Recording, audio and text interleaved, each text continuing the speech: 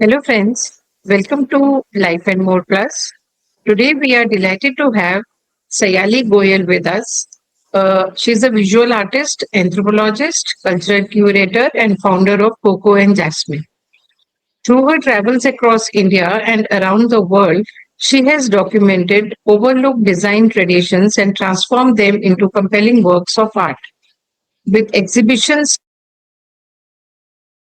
globe, she is redefining how we see culture, textiles, and everyday beauty. It's wonderful to have you with us, Ali. Thank you so much for having me. It's a pleasure. Yeah, my pleasure too. So let's talk about your journey, your incredible journey, which is multidisciplinary. You studied anthropology, then you moved to publishing and fine art. And how did all that happen? Yeah, no, of course, I'm happy to share. So I think I got very lucky that I was exposed to arts very early on in life. So Okay. I went to modern school where we used to have paper mache, sculpture, painting. Plus, my mom had the vision for me to be in the creative Mm. arts. So she would literally put me in every art class that was possible. So I think very early on, I knew I wanted to make a career in the creative industry, and I went to London, to the University of Arts London, to study textiles Mm. for 4 years. So after that degree, I think I got a lot of exposure to what my career could look like, and it did not have to be this one idea of arts. And actually, that's where I learned about independent publishing as well. So I started my magazine in 2017. Since then, I've traveled to more than 35 countries now to document textiles, particularly. But I've been making textile art for One the. second. Wait a second. Your video is freezing. Okay. Should I try to move to another I location? think try that. Maybe it will help. Okay, let me see.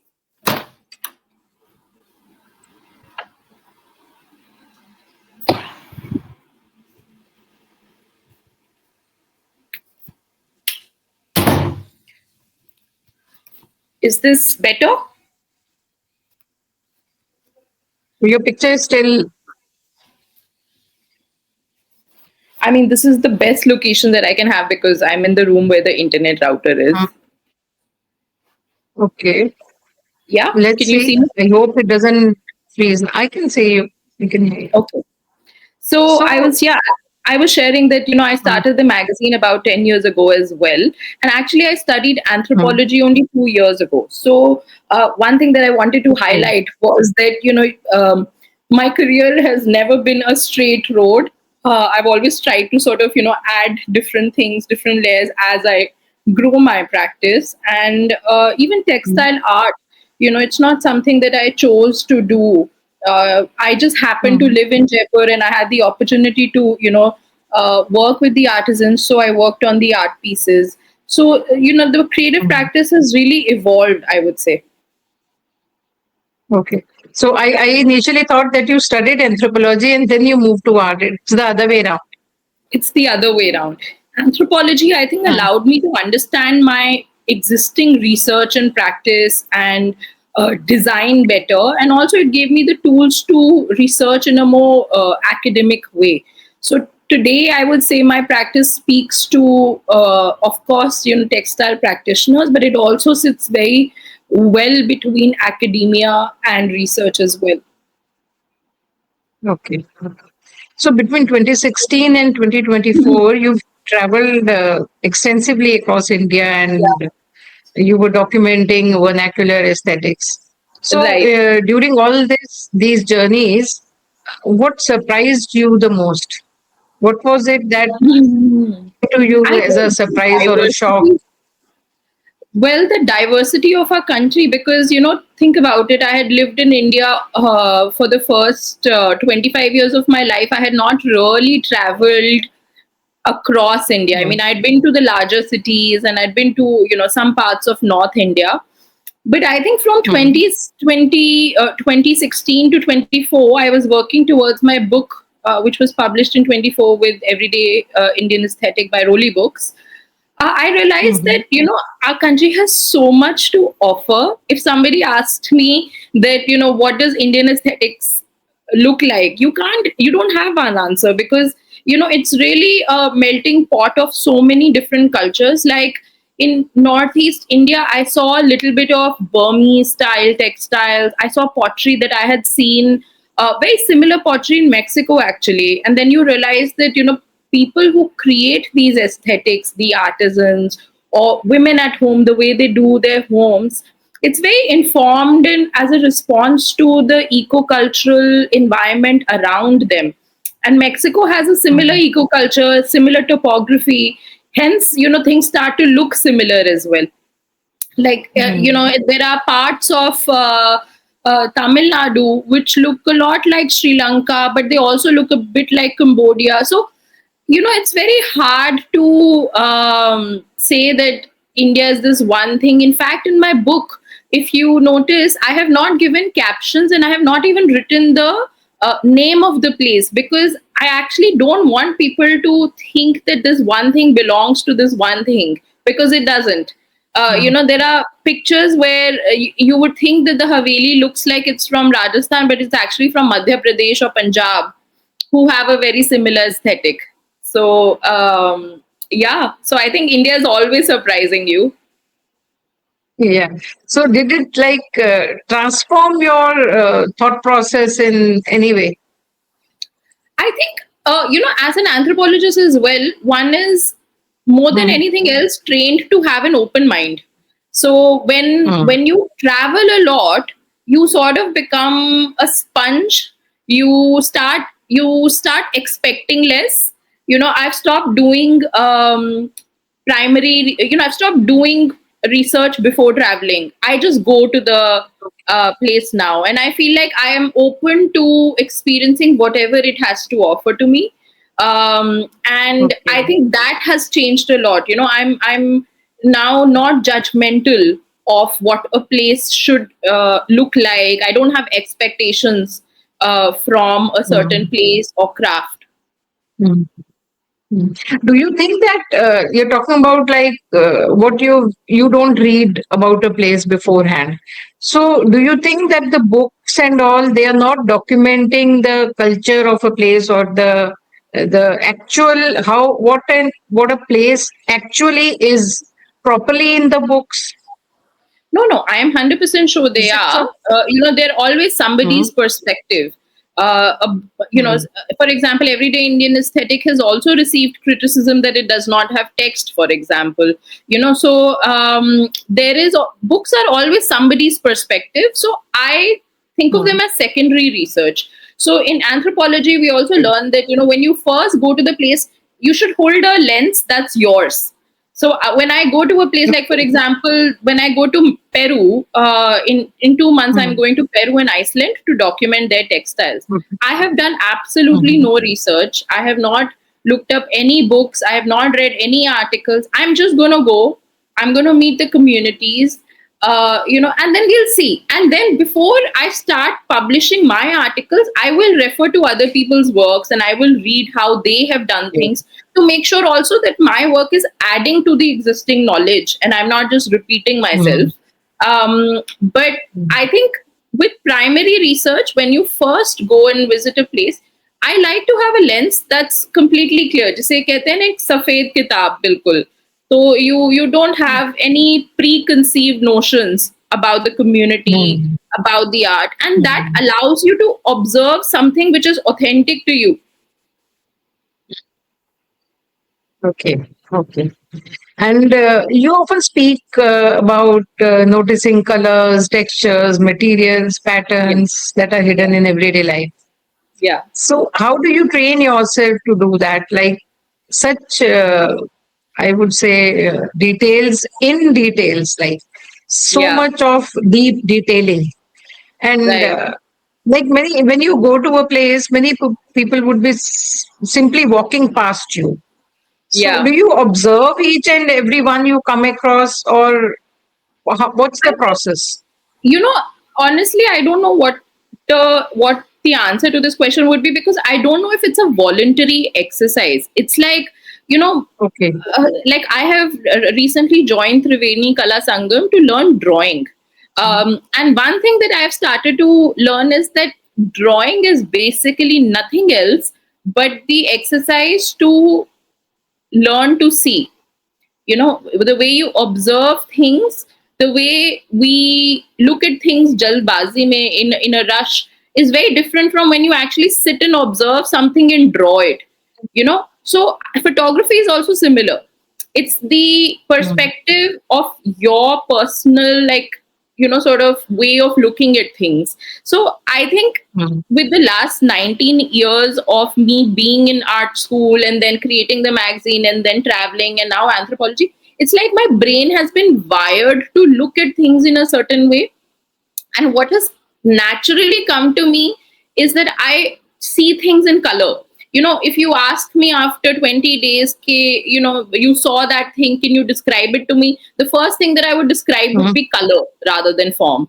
I would first Okay. tell you Okay. texture, then form. Mm. So I think as Mm. an artist, as a visual person, I, which is why you will see in my textile art as well. If you have a chance to see the images of my indigo work or of, you know, my Mm. ether collection, it's very color Mm. focused. The first things that I Mm. like is color, and then I go for texture. Okay.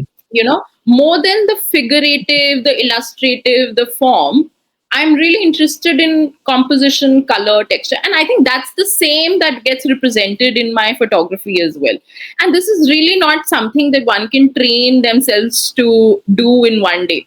You know, you evolve as an artist Mm. and you sort of Yeah. find your language. And I think this is the Mm. essence of my work, which you have very you know, precisely noticed, that both in my photography and my textile artwork, it's those things that I'm most interested to you know, document.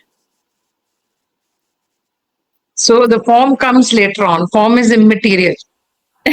Well, The to color me, and the texture comes first. yeah, I think it's more natural to me. I find it Mm. difficult sometimes to you know, see realism. I think it's easier for me to be abstract. Okay. Okay. Yeah. So you started Coco and Jasmine, the magazine. Why did Yeah. you start it? What was the idea behind it? And Yeah, sure. You know, in the UK, there's a huge independent publishing industry, which means that mm, there are a lot of independent publishers who are publishing about very specific themes, just say sports, cars, food, travel, and uh, to distribute them, there are special bookstores. So I used to go to those bookstores and sit and browse and be inspired, and, you know, think that maybe one day I can also have a magazine of my own. And then I had a chance mm, to actually work with, on the production of serial magazines India Trip. This was in okay. 2015, and I actually met the Mm, editor, I met the creative director, I traveled with them, and then I realized they are normal people who just had the courage to start a magazine. So, you know, that really inspired me. And in 2016, I left my job and I started the magazine. I started to work on the magazine. mm, The name Coco comes from the cocoa fields of Kunur, and Jasmine comes from the jasmine fields of Madurai. So in 2016, I took a trip in South India that inspired the name. And I think the mm, rest is history. I just started the website, I started to publish. The first print issue came out in 2018. I'm not very proud of the okay. first issue, but I think it taught me a lot. And then the second Mm, issue happened in 2019, which was very well received. We distributed mm, globally. We had fantastic interviews. They're still my favorite interviews. You know, people like Anita Lal of Good Earth, Abhay Mangal Das of okay. House of MG. You know, they trusted Mm, me and they agreed to give interviews, and you know, which was very encouraging for me because I didn't come from a publishing background, but I had a special mm, perspective. And at that time, India mm, did not have independent publishing like this, which was not backed by a mm, larger media house or a mm, corporate. For example, Art India magazine is mm, backed by JSW. Marg has been around for mm, what, 75 years or something.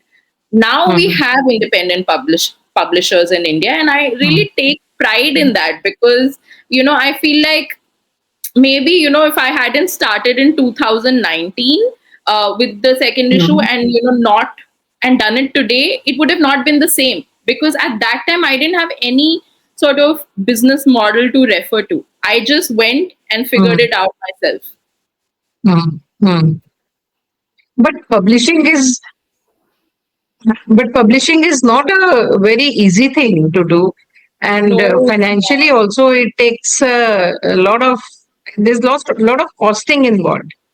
Yeah, So and like there has to be an interviewee, there has to be a editor, there has to be an artist for designing yeah, the pages, and yeah, then the press work is there. It's a whole lot of work, and yeah. it involves a lot of finances.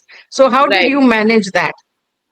So, my magazine is entirely funded in house by our creative agency. So, Coco and Jasmine is a two-part company. One is the Hmm, publication, second is a creative agency hmm, where we do different creative projects for corporates, for small brands, for international brands. okay. I've worked with Hmm, brands like Good Earth to create content for them, for Nilaya by Asian Paints, Ikai Sai by hmm, Aditya Birla. So these are all very textile craft based brands. So they would hire me for my expertise and my aesthetics. And with that fund, okay. I have funded the magazine so far. It is a very Hmm, expensive venture. So anybody who's looking to hmm, start their own publishing should definitely figure that out. I did a lot of hmm, jugaad, I have to admit. So hmm, even till now, I actually design the hmm. magazine myself. I take the photographs and I am Okay. the editor of the magazine. So it's a three-person job that I do. I Hmm, have a pool of hmm, writers who write hmm, after I have traveled. So based on my experiences, they then hmm. come and write. So I have tried Okay. to sort of work on a very shoestring budget for the magazine, but Hmm, it has worked. I'm very proud of it because the hmm, community of people that we reach out to, every big hmm, museum's curator knows about us. Big textile designers, small upcoming textile designers from 5 different hmm, continents. And I know most hmm, of them personally now, because it's a community that's based on a specific interest. So we're not just covering hmm, textiles, but we cover material cultures and visual aesthetics overall. So, and there are a hmm. lot of repeat customers, who subscribe to the magazine and have bought all the 6 issues. So, uh, Okay. I think that encouraged me to keep going also. So, anybody who's Okay. looking to start a publishing business should not think of it as Hmm, a great money making venture till the time they have some kind hmm, of like patronage, maybe.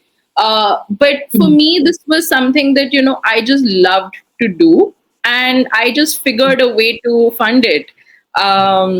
So yeah. Okay. Okay. And what is the state of, like you said, London May, you said there are a lot many independent publishers. Right. What is the status in India? Are there many? And in in in your journey, have you seen, like, when you compare today to 2016, have you seen a change in the Yeah. number of independent publishers? Yeah. Like I was just mentioning previously, in 2016, when I decided to have a magazine, there was no independent publisher that I knew of. There Mhm. was Platform Magazine, but again, the editor of Platform Magazine comes from a media background, and I know they're affiliated with a media company now. So there wasn't a truly independent magazine, which started from somebody's bedroom. So that did not exist. But today, I know that there are young publishers. Some of them have written to me for mentorship as well, and I'm very happy to support, because I do think that India has a very exciting creative moment at the moment, where people are creating a lot. There are so many new galleries, so many new events. So having new magazines adds to this landscape. So today we do. There are very specialized magazines about food. There are magazines about LGBTQ communities. There are art magazines. And I think that's fantastic. There's space for everybody to create and add value to this landscape. So I can Mm. definitely think of, 5, 6 names that have emerged in the last 1 or 2 years. Personally, I haven't read all of them, so I can't say whether how their content is. But I think it's just Mm. great that we have a space where people can create. And see, your work blends ethnographic research and then abstract expressionism. Yeah. So, how do you balance your documentation with your intuitive artistic skills or expressions? Hmm. Yeah, so for example, I'll give you an example of the Ether Mm. collection. So, how did that happen? Mm. I was working on a photo book, ethnographic photo book called What Color is Jaipur? So, as we all Okay. popularly know, that Jaipur is called the Pink City. So, I Yeah. moved to the I moved to Jaipur and I started to just walk in the old city. So, I must have walked like every possible gully and I took photographs and I realized that there was so much color in the old city which was not pink. So then I Okay. took photographs of that. We made it into a book. I worked with a block printer to make a color palette, and then he made Okay. pigments for me, which were block printing pigments, which I eventually landed up using on my textiles, and then I created the art. Mm. So you see, like how a Mm. visual research project kind of converted Mm. into becoming textiles. Mm. And the day I went Textile. to actually make Mm. the textiles, I had no idea what I'm Mm. going to create. So they are very in the Mm. moment, very intuitive. In fact, the block printer was very confused because he's used to Mm. structure, he's used to making design and very balanced kind of designs. And I was randomly Mm. painting on the textile, so he was very confused in terms of what I'm doing. Mm. Similarly, with Mm. indigo as well. I learned to indigo dye Mm. at Neela Jaipur. We were doing a Mm. residency workshop with them. Plus, Mm. I also visited a farmer's house in Calcutta who used to grow her own indigo, and she was a block printer, shibori artist as well. And I think Okay. after these kind of 2 3 experiences, I was very Mm. inspired by the color indigo. So I decided that I would make some Okay. works based on that color, even though I've not actually used indigo material in all the paintings. The color Mm. inspired me. So I would say the work Okay. sits beautifully between ethnography as well as intuitive painting. Mm. And what is it about textiles, about the fabric as a medium that attracts you so much, and Mm. that also, like you say that you can express your ideas through textiles, and Yeah, which is not there in the canvas. yeah. I think canvas again feels very structured to me. It feels like Okay. there is this. It feels intimidating. It feels like I have to make a great painting on this limited white square. Whereas Okay. textiles feel a lot more fluid. They feel more tactile, and there's also a little bit of which textile am I picking? Sometimes I pick these like chota scraps. Sometimes I pick Mm. like a really long fabric, which looks very different from a standard textile. So it's not like I always go for white cotton fabric. Sometimes I take Okay. different colors. Like for example, right now I'm working on a piece called Belonging Beyond Borders, and I will actually release that series next year. And I'm Mm. working with handloom fabric on that. Okay. So I think textile just allows me to be creative, whereas canvas feels a bit more restrictive personally to me. Yeah. Okay. Okay. And you've exhibited your work in like across India and then UK and US, and you've also written for many publications. Right.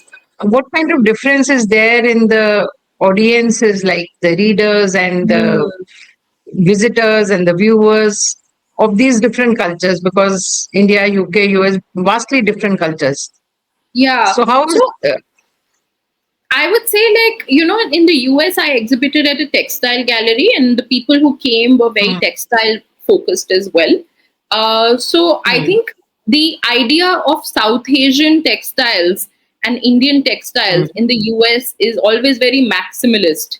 They always think of Okay. Indian art as Mughal art, or Indian textiles as, pashmina or something exotic. Mm, So mm, to exhibit works in the US was interesting because they saw a minimalistic sort of version of what Indian textile art could look like. Um, mm. and similarly, in the UK, I think at the moment the UK has a huge South Asian community related art events, art exhibitions, galleries that represent South Asian artists, and also textile art is more and more accepted as mainstream art, even by museums Okay. like Tate Modern, or other sort of large institutions.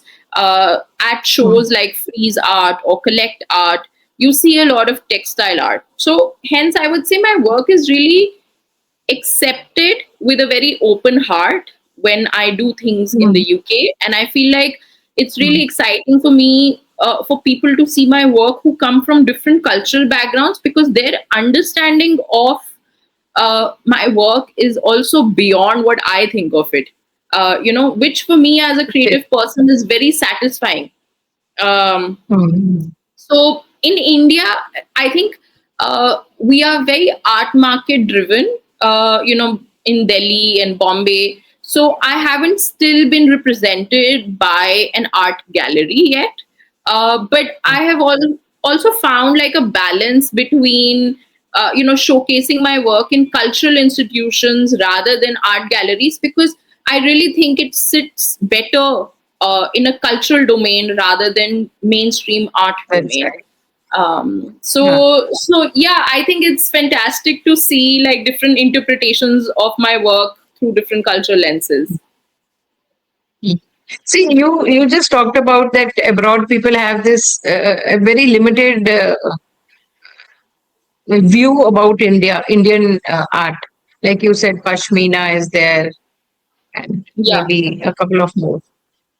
So, how have you tried to bring the art of, like, we have 25 states and then union territories, of Hmm. all these places, all the nooks and corners of the country, Hmm.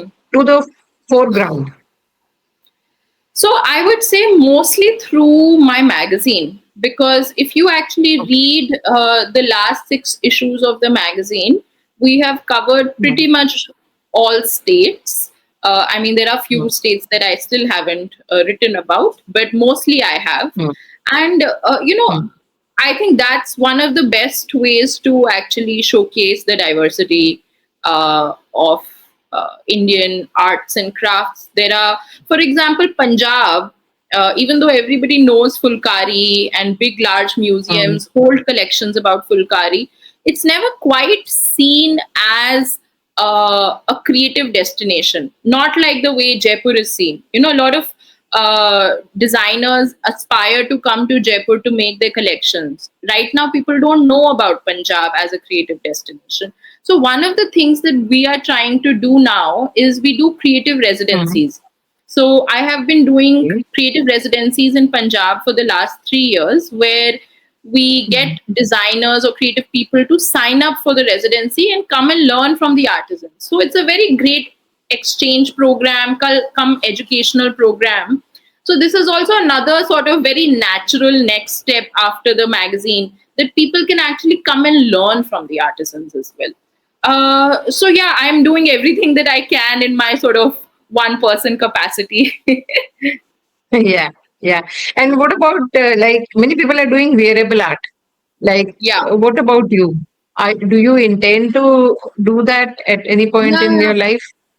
Yeah. So actually, with the Ether collection, we first made Hmm. a collection of wearable art, which we sold to a gallery in Mexico. So Okay. we already did that, and to complement that, I also made 10 pieces of semi precious stone jewelry, which was inspired Mm. by the painting. So I am already sort of Mm. inspired by wearable art, but I don't think I will ever become sort of like a mainstream designer who's continuously producing, because that's just not how I work. I always like to Mm. work in limited pieces, and if people are interested, they'll buy it. Um, Mm. so yeah, And like in this age, every part of life is influenced by artificial intelligence and right. digital imagery. So how challenging it is to maintain your position, or and how do you think that the traditional design languages can still, because AI can do everything, you tell it and it will make. So how do you a human artist of textiles Yeah, and then an AI reproducing the artwork, traditional Indian designs. I How do you actually don't. compete with that? I don't think there is a competition. I think these are two very different Mm. markets. I don't think that Mm. it will be a threat. Why? Because when Okay. you buy art, you're buying it for the soul.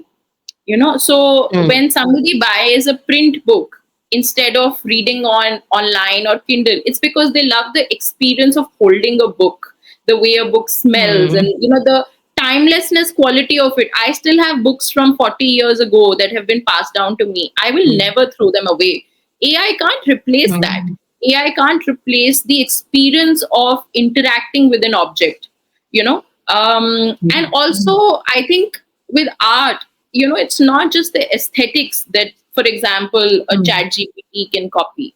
You are buying it for Mm. that particular thing that it makes you feel. You're buying because you believe in the artist. You're buying because you are the only person who exclusively has something which will always remain with you. So I don't Mm. see this as a threat at all. I mean, in fact, when I was starting my print magazine, everybody told me that, people are reading online. Why are you creating a print magazine? But to be honest, like, it has worked. There are more print magazines in the world right now than they ever were. So I don't see that as a competition. Okay. So AI Yeah. or no AI, it doesn't matter. Yeah, I in fact think that it's going to push human made even more, because somebody like Okay. me, I Mm. don't have any access to AI in any part of my life. I don't use it. So I still continue Okay. to buy human made even more, because I want to surround Mm. myself with that sort of energy of things that are handmade. So Yep. I feel like the value of human made has gone up for me after AI. Okay. Okay. Yeah. That's a very different perspective. Yeah. Hmm. So, what about your upcoming exhibitions? You're having one at Japan Foundation and another at British Council, right? Yeah, so the British Council exhibition is up right Mm. now, Mm. and it will go on till end of August. And with sorry, just give me a second. I think there's a Uh-huh. distraction.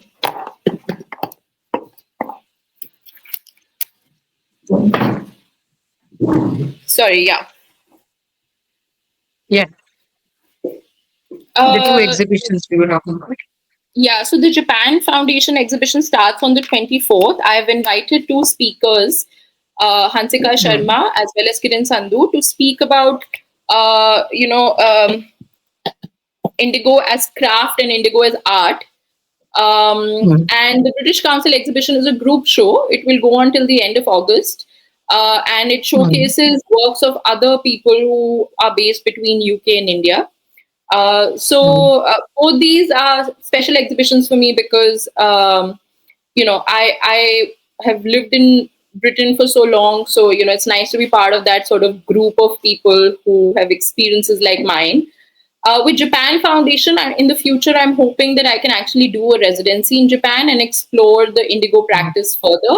So I hope this is sort of like a stepping stone towards that. Hmm. Tell us about the pieces you'll be exhibiting at these two places. Yeah, so at the Japan Foundation, there are 11 pieces. These are Hmm. on paper and textiles. So Hmm. mostly I've used like indigo vat to paint in sort of Hmm. mixing it with pastels, mixing it with acrylic, again, very abstract. And with textiles, I've used surface textile techniques to sort of, make sure that the sort of essence of my practice still comes through, which is not, it does not have any form. So I've used like a lot of upcycled textiles, the katran jise kehte hain, to sort of Hmm. put together certain sort of surface Okay. textiles, and then I framed them. So 11 pieces, I would say, very experimental. And the Hmm. one that's showcasing at the British Council, it's called I Am Home, from the Ether series, and it focuses a lot on masculine and feminine energies inspired by tantric art in Rajasthan. So, Okay. so yeah, I've selected one piece to show at the British Council. So between all your works, all the works that you do, bringing out a magazine, creating paste, traveling, writing, and also going for lectures, I feel all this is all interrelated. So Yeah. I'm sure you cannot pick and choose one which interests you most, or No, you I can. think no, no, not at all. Because this is a very, Hmm. like you said, it's interrelated, and it's also Hmm. dissemination of the same work. Because if I'm Huh. traveling and being inspired by indigo, I'm writing about it, I'm creating something, then I'm Hmm. doing a lecture. Hmm. It's all still surrounded by the same knowledge, and then you build Hmm. on it as well. Hmm. Hmm. So how do So you I find would time say to do all that? I do. I'm working all the time. And, Hmm. I mean, also, like, if you think about it, it's not as much work. We create one magazine every year. Uh, you know, Hmm. since past few years, I've had one exhibition every year. So that's not a lot of work. Hmm. I think most of the time Hmm. goes in reaching out to people, making things work, also doing client work side by side, making Hmm. travel happen. So all of that takes time. But the output, if you think Hmm. about it, we're not producing a magazine every month, so Hmm. it's quite doable. How do you categorize your work? I wish. All the work that you do. Yeah, I think it's very difficult to categorize it under one uh, category, but I think I go with material anthropologist and textile visual artist, and I think for now this works really well because that's the essence of what I do. Okay. And one question: you've traveled extensively. Is there Yeah. any place that calls you specially? That is there a special call from us from one place that you feel drawn to, or it is okay with all? You mean a place that I have not yet visited? No, no. I mean a place that beckons you again and again, that calls you Oh, again and again. yeah. I mean, if I had to pick one region, I would say, Mm, Central Asia is really interesting to me. I did mm, Uzbekistan a couple of years ago, and I think I really want to explore Uzbekistan further because I mm, think we have some connection in North India, Punjab, with the Central Asian mm, cultures anyway. So I think mm, I like that. I like that mm. there's a connection, but it also has its own visual language. So I think Central Asia is something, and also the Middle East. I would love to explore more of that from a craft lens. And what about India? Which Indian states Of calls course, you? India's always. I think No, no, Punjab no. Which? because Okay, yeah, I think Punjab has because a lot to offer. And my family is from Punjab. We now do residency programs in Punjab. So I see a lot of see myself doing a lot of work in Punjab in future as well. Okay. And finally, if I ask you, what would you say to people who want to like come into this field, textile art? What would you advise them, or what is one suggestion that you would give them to begin with? I think I would say, like, just start doing something, because it's only when you Mm, start doing something you realize what is it that you're good at, what is it that you like, and keep developing your practice. And anything that to you feels like art is art, to be honest. You can't seek mm, validation outside of yourself. That's one. Two, I mm, think you just need to start doing something, because sometimes what happens is that you are sort of expected to already know what you like and what mm, you should do. And this is mm, what I like, this is what I want to learn. I think it's best to just have an approach where you just kind of do it, create lots of mm, work, and then, like, mm. see what direction it leads you to. I think experimentation might be the answer to your question. So begin the work and then flow with the time, whatever Exactly, I comes. think that's the best approach. Okay, okay. So with that, we come to an end of this conversation, Sayali. Thank And you, thank you thanks a so lot. much for talking to me. And it's great knowing you actually, and knowing about the work that you're doing, because I don't know many textile artists, and it is just lovely to talk to you. Thank you So so thank you much, so such a much again, pleasure. Yeah, and I wish you all the best for thank all your you. work. And may you do more of Punjab, and may you venture into other states also, apart from Rajasthan and Punjab, and bring out their textiles to the fore. Thank you. Thanks a Thank lot for you. your time. And I look forward to seeing this. Like, I hope it will resonate with your audience and somebody would benefit out of Yeah, this interview. yeah, Okay. yeah, sure. Bye. Thank you so much.